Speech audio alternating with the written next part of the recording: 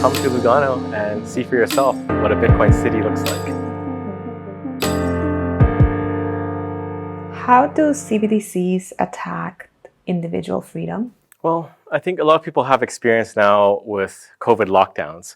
So just imagine COVID lockdowns, but for your money. That is what a CBDC enables. It's a way for the central bank and the government, by extension, to have full control over your money, full visibility into all of your transactions, and the ability to do things that are interesting for them, but not necessarily interesting for average people.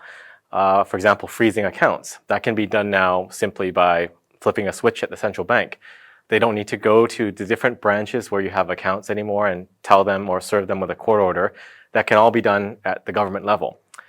They can also influence the money by implementing things like negative interest rates. And those would be instant and have immediate effect on all your holdings because they're all digital. And I guess the best feature for the central banks is expiry of money. So they can say your money has an expiry date which it has to be spent before. And that could be to help them achieve a goal of more spending, stimulation of the economy and whatnot. But it totally erodes the possibility for people to save money at that point. But if you look at it from a very high level, it's just letting money become the ultimate plaything of central bankers. Right now, you still have cash. You still have deposits with individual banks. But under a CBDC system, that's all gone. And it's just a digital currency controlled by the central bank. Technically, we live in a capitalist world, so the interest should be in a free market, right? Well, yes and no. I mean, theoretically, we live in a world with free markets and capitalism, but the tendency right now in many countries is towards communism or collectivism. And I think this is sort of that same trajectory. It's the money going towards a collectivist state where it's the goal and the priority is I guess the well-being of the state over the well-being of the individual. And a CBDC is a tool for them to achieve that. But they're often marketed as beneficial for people, right? They like to say it is convenient, easy to use, and will maybe protect your privacy, but then you're trusting them to protect your privacy. But all of these things are really just marketing points that they like to push out there. If you look at websites for CBDCs, they always have these same talking points. It's convenient, easy to use, safe. And the reality is far different from that. So I don't believe they're looking out for the interest of the individual at all. Don't you think this kind of marketing makes it easier to adopt the Bitcoin standard? Well, you have to ask yourself, why do you need a CBDC? Because if you want digital money, most money these days are already digital. PayPal is digital, Venmo is digital, everything is digital. The question is, who is in control of that digital money?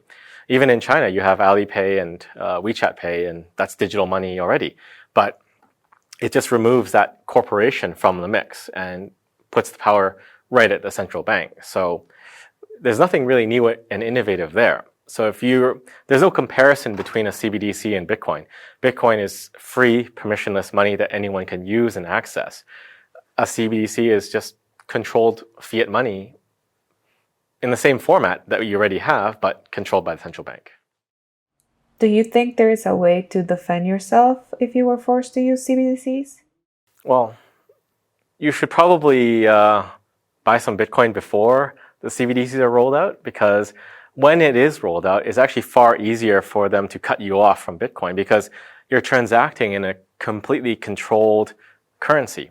So they can prevent you from sending it to an exchange. And the best defense is to not need to find out if you can buy Bitcoin under a CBDC regime, but buy it now while you still can. Do you believe CBDCs and stablecoins can coexist? Well, some stablecoins, you can almost consider them to be CBDC because there are stablecoin issuers that are trying to pursue that route. Like they don't have a specific goal in mind. They might just want to become the CBDC of that country that they operate from. And some of those stablecoins actually do report and trace transactions. So it's not that far off from a CBDC. I think you want to use stablecoins that have an ethos of freedom and allowing people to access money from anywhere in the world. And I think that is what is valuable. A CBDC ultimately is going to need more controls than a stablecoin because stablecoins can still be used freely.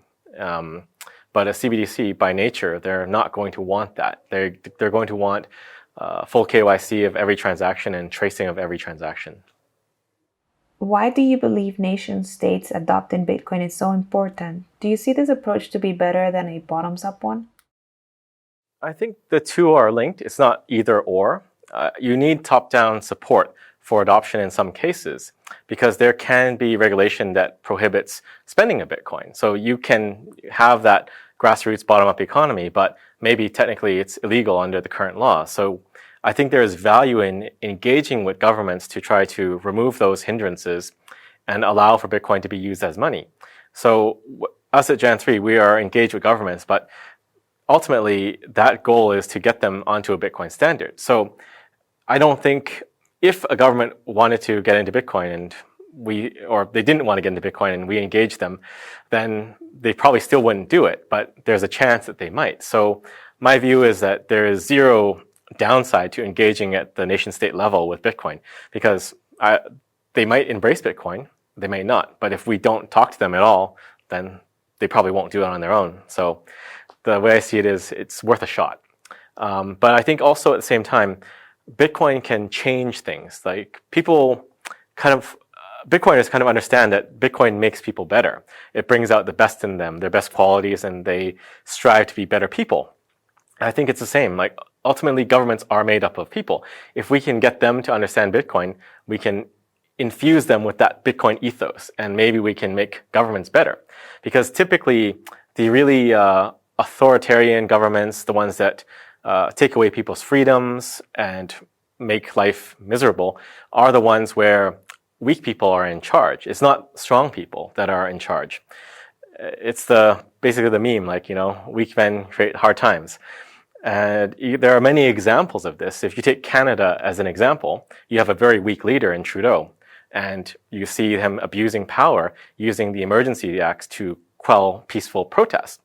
So, I mean, if people in the government adopt a Bitcoin standard, they understand Bitcoin, it's less likely they'll be so weak-minded. And I think that will lead to a better world at the end of the day.